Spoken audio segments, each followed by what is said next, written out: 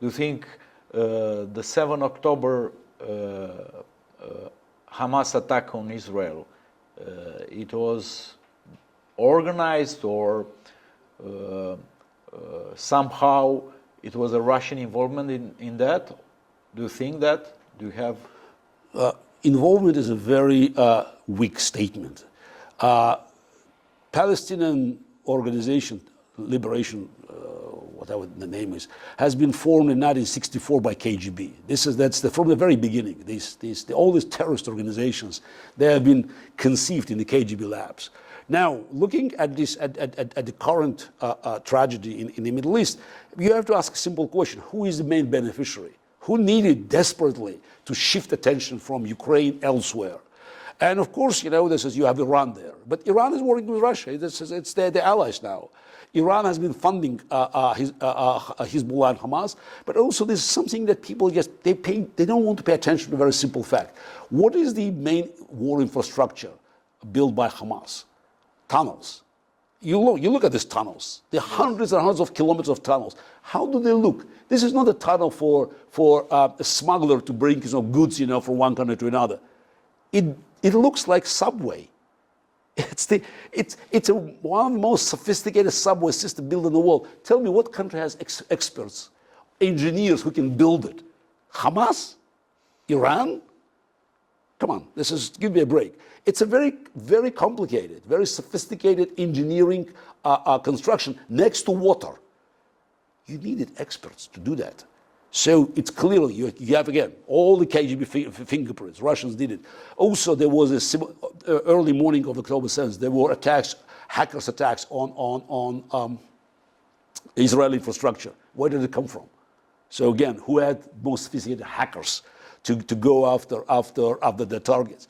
And then also, how come that Israel missed this very, again, unusual attack by Delta planes? Israel had enough technology to look throughout Gaza. So it's a small piece of land, which gives me just an idea that probably these guys trained elsewhere. Where did they go? They definitely went to the place that was not controlled, or was far away from Israel, but also covered from American spying satellites.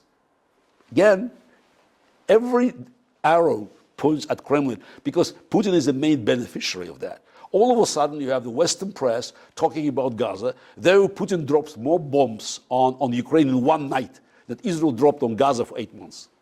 So, what do you think about that? About the public opinion in the Western countries, is very concerned about Palestine right now, but not so concerned about what is still happening in Ukraine. Is this also part of the plan? Because I saw a lot of protests all over the world, in the United States, for the Palestinian cause, against the Gaza invasion, but I cannot see in the international media something about someone protesting against Russia. You see? It has been heavily funded.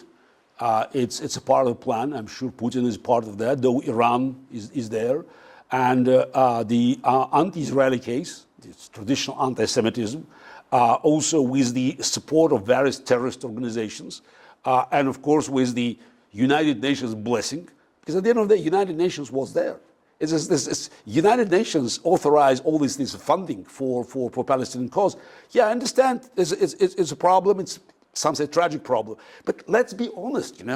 It says you have 5 million people dying from starvation in Sudan. Who talks about it? Nobody talks about it. Gaza is not starving. This is absolute lie. You have lie after lie coming from Gaza, from Hamas, bunch of terrorists. What they did on October 7th was a clear demonstration of barbarism. And by the way, they did it on purpose. Why they did all the killings and also videotaped it? Because they wanted to make sure Israel attacks. Again, it brings us back to Moscow. Putin needed this public attention to move. I saw these demonstrations in America. Most of them have been influenced by people who have been on the payroll. It's a global campaign. They have been preparing for this campaign because you saw these flags. I mean, industrially made flags. I organized protests in Moscow. It's a challenge to have big flags in such a quantity. All these slogans being agreed upon. It's a global campaign. And this campaign, just has been conducted at a time where the free world just showed no real energy to fight back. For me, war in Israel, war in Ukraine, Taiwan, Venezuela, it's a part of one battle, a global battle between freedom and tyranny. And of course, we have to work together because look, they work together.